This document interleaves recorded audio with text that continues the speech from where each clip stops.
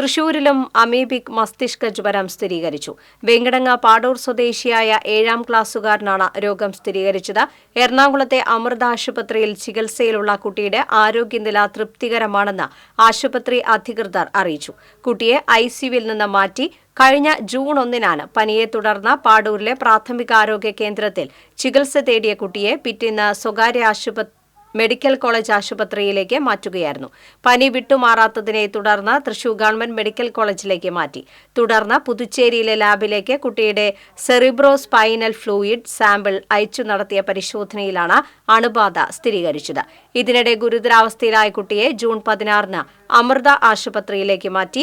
ഒരാഴ്ചയിലെ ചികിത്സയ്ക്ക് ശേഷമാണ് കുട്ടിയുടെ ആരോഗ്യനില മെച്ചപ്പെട്ടത്. അണുബാധ ഉണ്ടായത് എവിടെ നിന്നാണെന്ന് കണ്ടെത്താനായിട്ടില്ല. സമീപകാലത്ത് കുളത്തിലോ പുഴയിലോ കുളിച്ചിട്ടില്ലെന്നാണ് കുട്ടി പറയുന്നത്. വീടിന് സമീപത്തുള്ള പാടത്ത് സ്ഥിരമായി ഫുട്ബോൾ കളിക്കാൻ പോകാറുണ്ടായിരുന്നു. ഇവിടെ നിന്നാകാം അമീബിക് അണുബാധ ഉണ്ടായതെന്ന് സംശയിക്കുന്നു.